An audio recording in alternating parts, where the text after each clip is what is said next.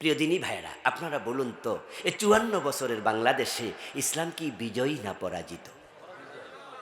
ইসলাম কি আমাদের সমাজের সব জায়গায় আছে? শিক্ষানীতিতে ইসলাম আছে, অর্থনীতিতে আছে, স্বরাষ্ট্র পররাষ্ট্র নীতিতে আছে, গণভবন বঙ্গভবন সব এগুলো ইসলাম দিয়ে চলে, আদালত হাইকোর্ট জজকোর্ট চলে। কোন জায়গায় ইসলাম আছে? কোন জায়গায়? যদি শিক্ষানীতিতে ইসলামটা আজকে থাকতো, তাহলে আমার সামনে যারা আছেন, যারা স্কুল কলেজ পড়ুয়া, আপনারাও কিন্তু কোরআনের আলেম হতেন। কারণ আপনারা ইংরেজি দেখে দেখে পড়তে পারেন, কারণ ক্লাস 1-এ ABC পড়ানো হয়। আপনি বাংলা পড়তে পারেন, রিডিং ক্লাস 5 পাস করলে বাংলা পড়তে পারে, অ আ পড়ানো হয়।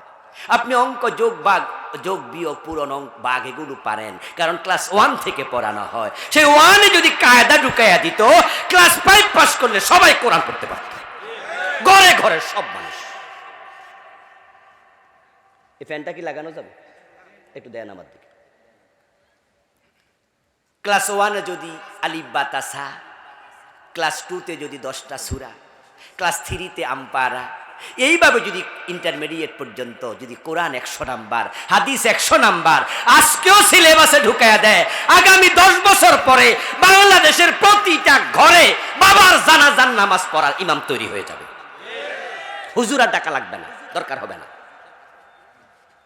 হুজুর লাগবে না।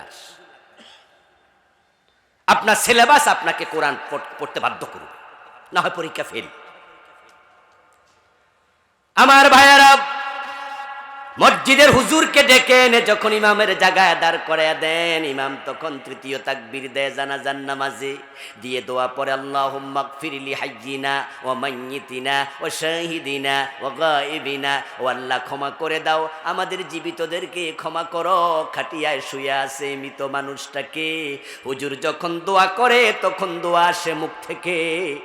আর যদি ওই ইমামটা আপনার নিজের সন্তান হতো, তখন তার দোয়াটা কলিজার ভিতর থেকে বের হতো।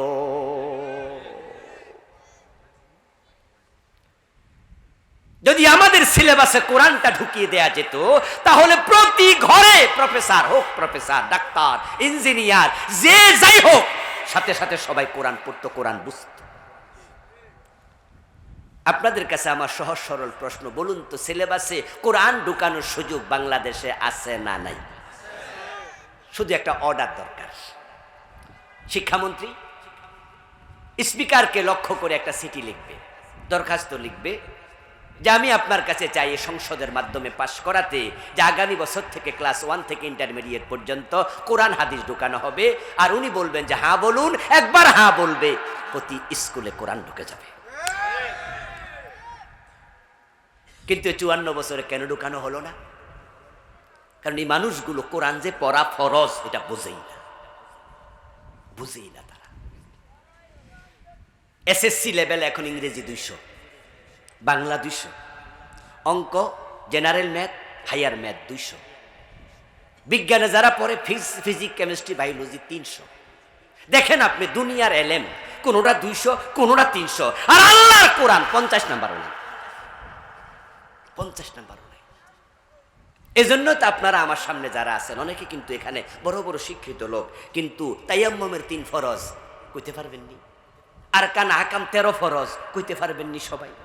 দেখবেন যে গুনতে গেলে 10টা পারবেন, 3টা পারবেন না। কোন কারণে ইমান ভেঙে যায়, ইমান ভাঙার 10 কারণ আপনি কইতে পারবেননি। আপনার সিলেবাসে এগুলা নাই। একটা লোক ইঞ্জিনিয়ার হতে কি পরিমাণ বই পড়ে, একটা লোক মেডিকেলে ডাক্তার হতে MBBS কি পরিমাণ বই পড়ে, একজন ব্যারিস্টার হতে কত ইংরেজি বই পড়ে আপনি ভাবতে পারবেন না। 1 থেকে মাস্টার্স লেভেল পর্যন্ত সবগুলো বই যদি জমা করে এরকম স্তূপ করে, মাথা পার হয়ে যাবে। যেই মেধাবী ছেলেটা এত পড়া পারে, এই ছোট্ট কোরআন সিলেবাসে থাকলে পারতো না? সিলেবাসে নাই। এই জন্য রাসূলকে আল্লাহ বলে, আমি দ্বীনের বিজয়ের জন্য পাঠাইছি। দ্বীন যখন বিজয়ী হয়ে যাবে, তখন শিক্ষা ব্যবস্থা, অর্থ ব্যবস্থা, সমাজ ব্যবস্থা সব আল্লাহর কোরআন দিয়ে চলতে বাধ্য হবে।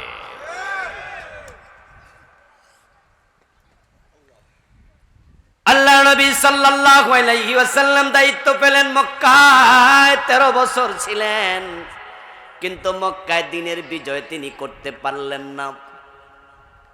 আর যেই সমাজে দিনের বিজয় হয় না, ওই সমাজে নামাজ কায়েম হয় না।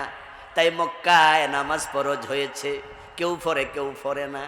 কাফেররা তো মানেই না, মুসলমানরা মসজিদে নামাজ পড়ার পরিবেশও পায় না। কিন্তু যখন রাসূল মদিনায় গেলেন, দিনের বিজয় হয়ে গেল, তখন আইন হলো আজানের সাথে সাথে দোকান বন্ধ করতে হবে। নবীজি বলছেন যে আমার মনে চায় আজানের পরে কাউকে আমার জায়গায় ইমামতির দায়িত্ব দেই, কয়েকজন যুবককে সাথে নিয়ে সমাজে যাই, যারা নামাজে আসেনি তাদের বাড়িতে আগুন জ্বালায়া দেই। ওয়াইজা নুদিয়া লিসসালাতি মিন ইয়াউমিল জুমুআতি ফাসআউ ইলা যিকরিল্লাহি ওয়া যারুল বাই। আজান হবে, দোকান বন্ধ, মসজিদে যাও, সবাই মসজিদে যাও। একটু ভাবেন তো, যদি বাংলাদেশ ইসলামটা বিজয় হয়ে যেত, সংসদে আইন পাস হয়ে যেত, আজানের পর দোকান খোলা রাখতে পারবা না, পুলিশ গিয়ে ধরবে, 7 দিন জেল দেবে, একই অন্যায় 2 বার করলে তোমার দোকানের লাইসেন্স ক্যান্সেল করে দেয়া হবে। আর আজানের পর সবাই মসজিদে যেত, এক মসজিদে 3 বার 5 বার জামাত হওয়া লাগতো, মুসল্লি জায়গা দেয়া যেত না। এই আইন করা কি অসম্ভব? অসম্ভব নয়।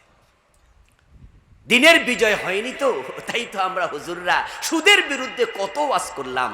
বলুন তো, সুদ কি বন্ধ হয়েছে না আরো বাড়ছে? এই যে আজকে আমার সামনে আছেন আপনারা, সুদের সাথে জড়িত নয় এমন পার্সেন্টেজ কত? অর্ধেকের বেশি সুদের সাথে জড়িত। কেউ দেয়, কেউ খায়, কেউ সাক্ষী থাকে, কেউ লিখে। আল্লাহ নবী বলছেন 4 জন সমান অপরাধী। লাআনা রাসূলুল্লাহ সাল্লাল্লাহু আলাইহি ওয়াসাল্লাম আকিলার রিবা ওয়া মুকিলাহু ওয়া শাহিদাইহি ওয়া কাতিবাহু ওয়া ক্বালাহুম সাওয়াউন। প্রিয় নবী বলেছেন যে সুদ খাবে, সুদ দেবে, সুদ লিখবে, সুদের সাক্ষী হবে, সবটার উপরে, সবগুলোর উপর আল্লাহর গজব পড়ুক, বদদোয়া, লানত, অভিসম্পাত। তোরা সবাই সমান অপরাধী।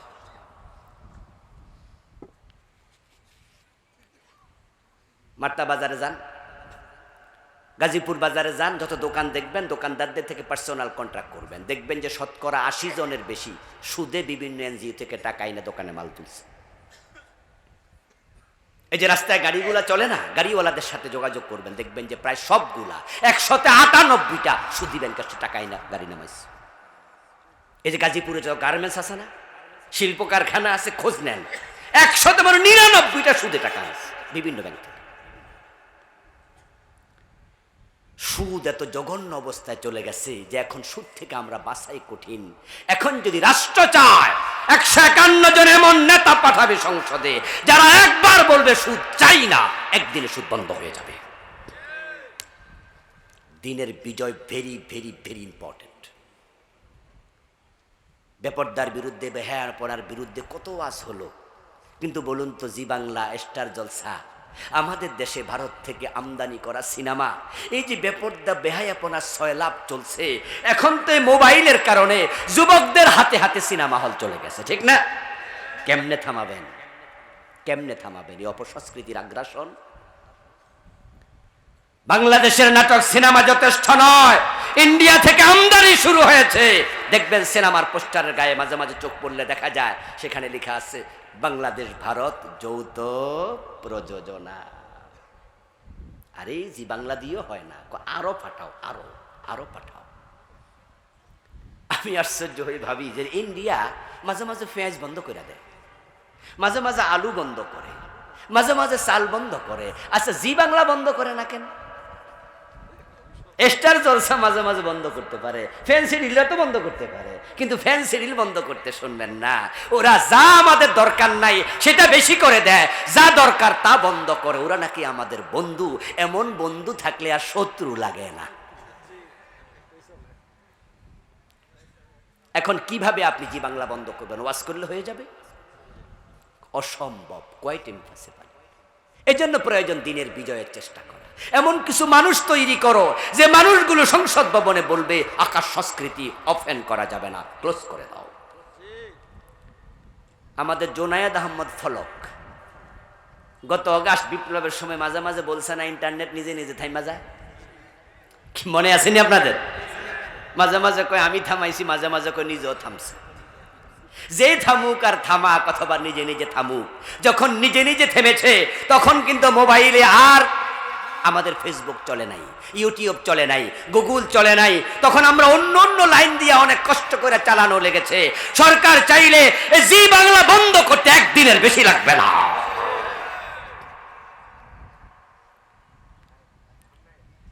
রাসূলুল্লাহ সাল্লাল্লাহু আলাইহি ওয়াসাল্লাম মক্কায় দিনের বিজয় করতে পারেননি, অথচ মক্কায় ছিলেন 3 বছর বেশি। নবুয়তের জীবন হলো 23, মদিনায় হলো 10, মক্কায় 13, 3 বছর বেশি, কিন্তু দিনের বিজয় হলো মদিনায়।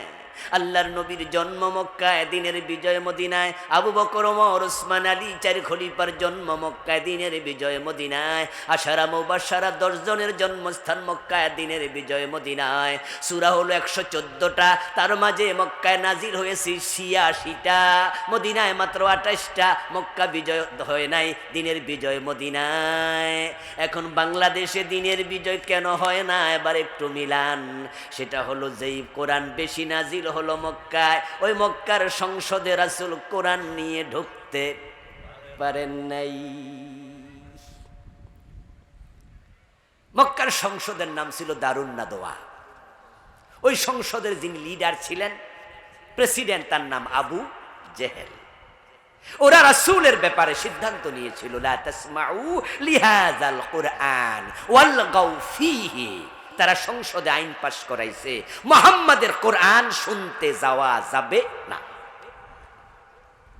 দ্বিতীয় আইন পাশ করছে ওয়ালগাউ ফীহি, যেখানে কোরআন সে পড়বে সেখানে গন্ডগোল লাগাইয়া দিও। সংসদে তো ঢুকতে দেবেই না, পড়তেও দেবে না, শুনতেও দেবে না। মনে হয় গত 15 বছরে তারা আবু জেহেল থেকে শিখছে, ঠিক না? কোরআনের মাহফিল করতে দেবে না, 144 জারি করে দেবে। ঠিক আবু জেহেলের সিদ্ধান্তগুলো বাংলাদেশে ছিল।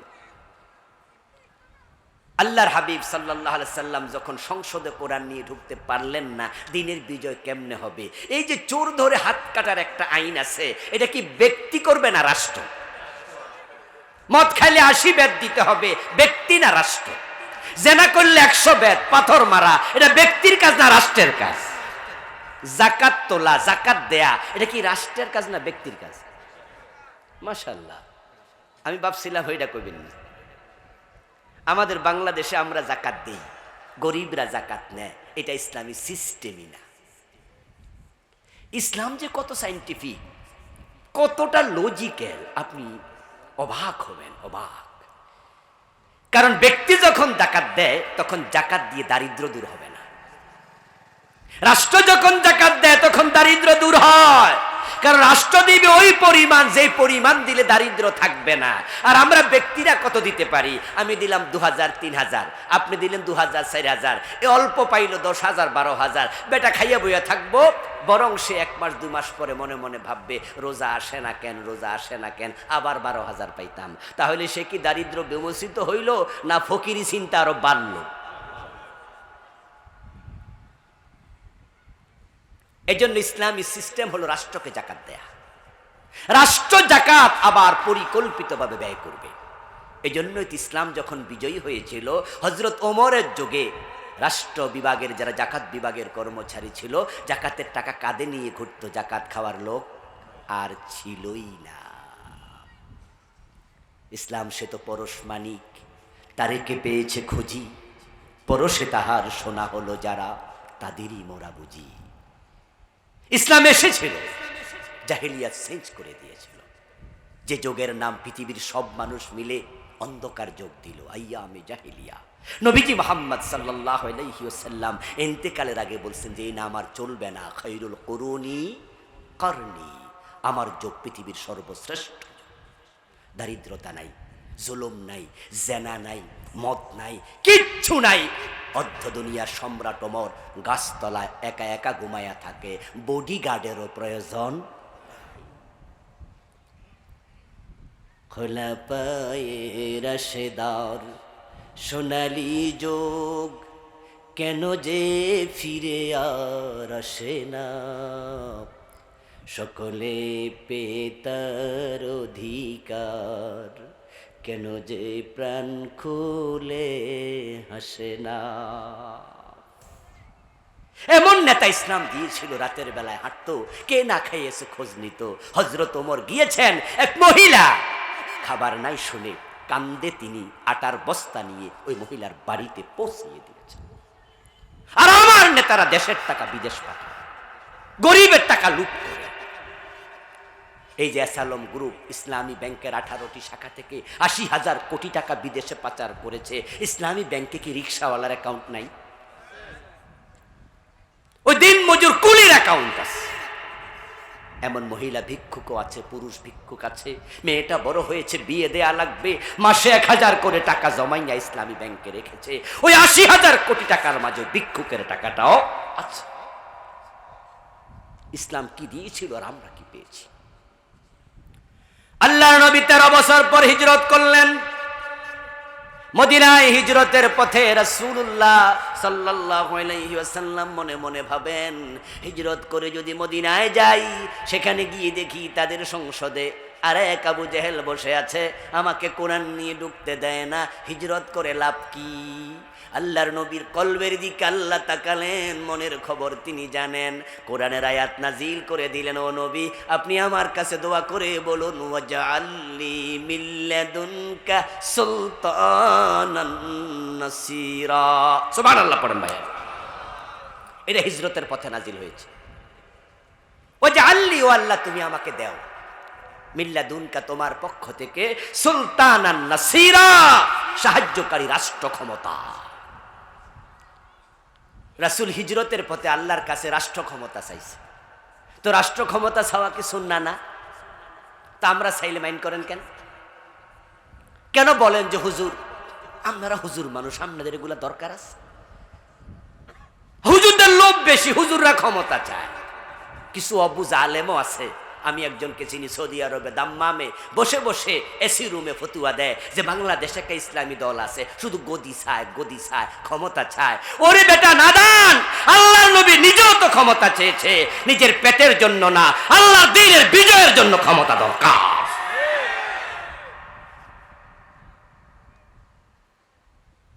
কাবি খাটিয়ারের গম চুরি করার জন্য নয়।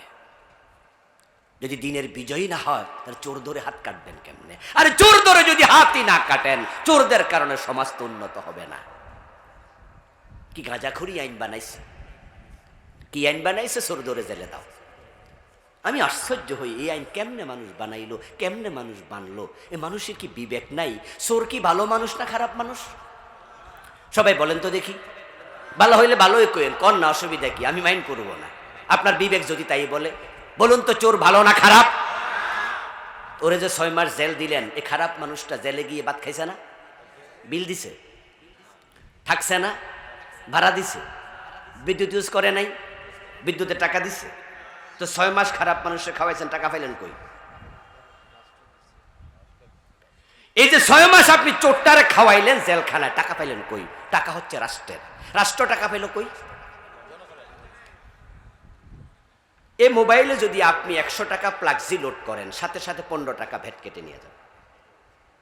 আপনি দোকানে একটা সানাসুরের প্যাকেট কিনেন 100 টাকা দিয়া, সেখান থেকে আপনার 15% ভ্যাট কেটে নিয়ে যান।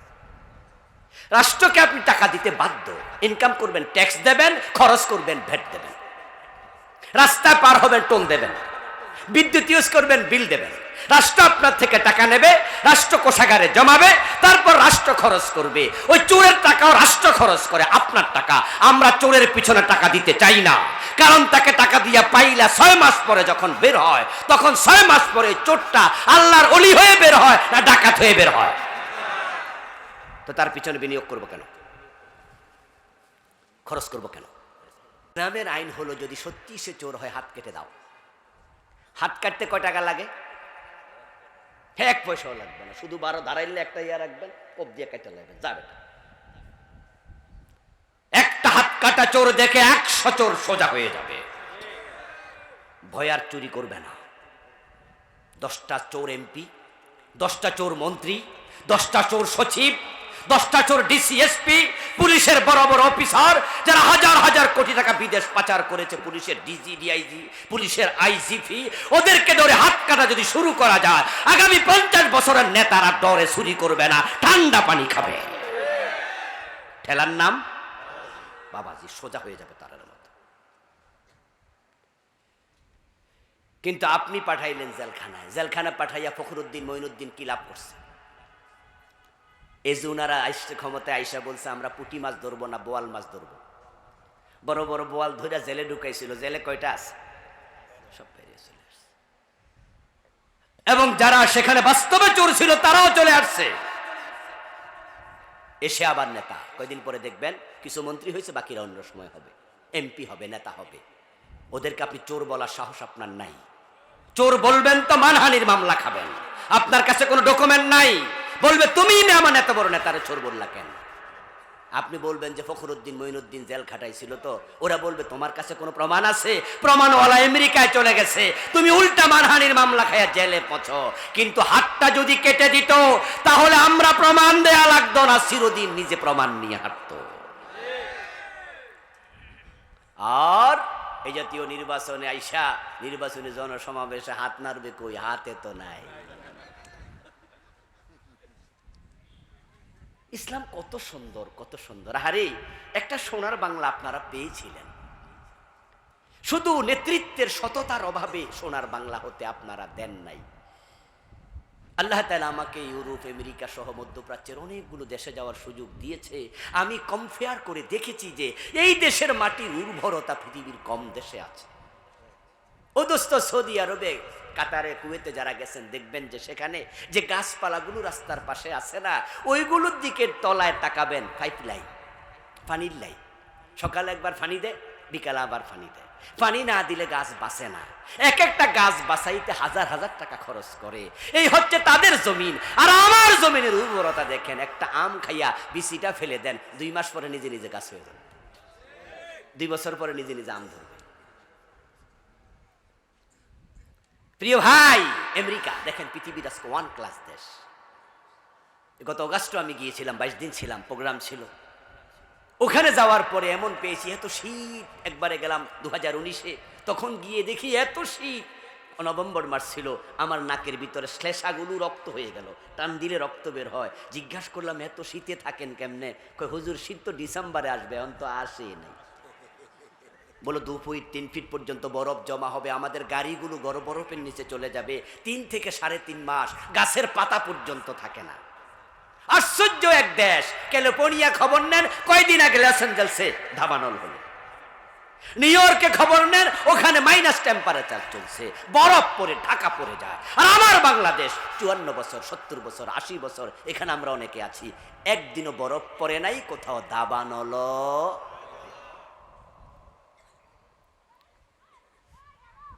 যেখানে 50টা অঙ্গরাজ্য আমেরিকার 30 থেকে 35টা বরফের নিচে 3 মাস 4 মাস থাকে, তারা না খেয়ে মরে না, তারা পৃথিবীর 1 ক্লাস দেশ হয়ে গেছে। আর আমার দেশে 12 মাস ফসল হয়, ফল হয়, আমরা তলাবিহীন জুড়ি। 10 লাখ টাকা চেক দিলে ব্যাংক টাকা দিতে পারে না, পরে আইসেন, কালকে আইসেন, টাকা নাই। মালয়েশিয়া গিয়েছিলাম 14-15 বছর আগে, কুয়ালালামপুরে গিয়ে দেখলাম কি পরিমাণ 50 তলা বিল্ডিং, গনে শেষ করা যাবে না। আর আমার বাংলাদেশ আজ পর্যন্ত একটা 50 তলা বিল্ডিং আমরা বানাতে পারি না, একটাও নেই। অথচ তারা স্বাধীন হয়েছে আমাদের মাত্র 12 বছর আগে। মালয়েশিয়া আমাদের 12 বছর আগে স্বাধীন হলো। ও দেশের আবহাওয়া আমাদের দেশের সিমিলার, শুধু বিকালে একটু বৃষ্টি হয়, এই প্রায় দিন। আপনারা অনেকে মালয়েশিয়া গিয়েছেন। ও দেশে খনিজ সম্পদ নাই, আমাদের মতো সামান্য। তারা আগাইলো, আমরা কেন আগাইলাম না? কারণ তারা মাহাতিরের পথ সৎ নেতা পেয়েছে, আর আমরা পেয়েছি বাটপাড়া সিটার অধিকাংশ। বড় শখ স্বপ্ন নিয়ে বঙ্গবন্ধু বলেছিলেন এবারের সংগ্রাম স্বাধীনতার সংগ্রাম, এবারের সংগ্রাম মুক্তির সংগ্রাম। কিসের মুক্তি? অর্থনৈতিক মুক্তি, যেটা পাকিস্তানিরা আমাদেরকে দেয়নি। কিন্তু 2 থেকে 2.5 বছরের ব্যবধানে বঙ্গবন্ধু আফসুস করে বললেন, পারলাম না রে, মানুষ পায় স্বর্ণের খনি, আমি পাইছি চোরের খনি। এ চোরকে কেমনে থামাবেন? থামান নাই তো, তাই চোরগুলো এক একটা এখন ডাকাত হয়ে গেছে, এখন আর এগুলা চোর নাই। আল্লাহর আইনে ফিরে আসেন, কোরআনের আলোকে সমাজ চালান, দেখবেন কেমনে শান্তি সমৃদ্ধি আসে। নামাজ কায়েম হয়ে যাবে, রোজা চলবে, যাকাত আসবে, চুরি ডাকাতি কিছুই থাকবে না। মানুষগুলো ইসলামের আদর্শে উজ্জীবিত হবে, সমাজের সব জায়গায় শান্তি কায়েম হবে, দুনিয়ায় শান্তি, আখেরাতে মুক্তি মিলে যাবে। আমার নবী মদিনায় গেলেন, যাওয়ার পথে দোয়া করলেন। মদিনায় পৌঁছার সাথে সাথে আউস, খাজরাজ, বনু নজির, বনু কোরাইজা, বনু কায়নুকা, মদিনার সব লোকের একসাথ হইয়া আমার নবীকে কাঁধে তুলে নাচল, সবাই মিলে মদিনার প্রেসিডেন্ট বানাইয়া দিল। রাসূল এখন রাষ্ট্রপ্রধান, এখন তিনি আইন জারি করে দিলেন, এখন থেকে আর মদিনায় কেউ চুরি করতে পারবা না, করলে হাত কাটা হবে। একজন মহিলা চোর ধরা পড়ে গেল, রাসূল বলেন হাতটা কেটে দাও। সাহাবীদের মাঝে কানাঘুষা শুরু হলো যে হায় রে, মাইয়া মানুষ, এবং সেই মেয়েটা ছিল অবিবাহিতা, তার যদি হাত কেটে দেয়া হয় তাহলে তার বিয়ে হবে না। তার বংশ ছিল সম্ভ্রান্ত, বংশের চোখে মুখে চুনকালি পড়বে, মানুষ সিসি করবে। আল্লাহর নবীর কাছে সুপারিশ করো হাত যেন না কাটে। উসামা বিন যায়েদ রাদিয়াল্লাহু তাআলা আনহুমা, রাসূলুল্লাহর নাতি, ফালক পুত্র যায়েদের ছেলে, রাসূল তাকে আদর করতেন বেশি, তাই তাকে সুস করা হলো যে উনাকে বলো উনি যেন সুপারিশটা করে। কম বয়স্ক মানুষ রাজি হয়ে গেলেন। নবীজিকে বললেন, দাদা ওই মহিলার হাত না কেটে অন্য কোনো শাস্তি কি দেয়া যায়? ফাতালাব্বানা ওয়াজহু রাসূলিল্লাহি সাল্লাল্লাহু আলাইহি ওয়াসাল্লাম, সহিহ বুখারীতে এসেছে, প্রিয় নবীর চেহারা লাল হয়ে গেল। উনি রেগে গেলেন, দাঁড়িয়ে গেলেন, তোমাকে কে পাঠিয়েছে তাদেরকে ডাকো। উনি সাহাবীদেরকে ডাকে আনলেন। নবীজি একটা খুতবা দিলেন ছোট্ট, সে খুতবার মাঝে বললেন, লাওয়ান্না ফাতেমাতা বিনতা মুহাম্মাদিন সারাকাত ইন্না মুহাম্মাদান লা ইয়াকতাউ ইয়াদাহা, ওই মহিলা নয়, আমার মেয়ে ফাতেমা চুরি করলে তাকেও রেহাই দেব না, আল্লাহর আইনের বাহিরে যাওয়ার কোনো অধিকার আমার। আমার প্রিয় ভাইয়ের একটু ভাবুন তো, যদি আমাদের রাষ্ট্রের নেতারা অন্যায় করে, তাদের ছেলেরা অন্যায় করে, দলের লোকেরা অন্যায় করে, রাষ্ট্র যদি বলে আমার দলের লোককেও ছাড়বো না, মন্ত্রী যদি বলে আমার ছেলেকেও ছাড়বো না, অন্য মানুষ তো ঠেলায় এমনি সোজা হয়ে যাবে।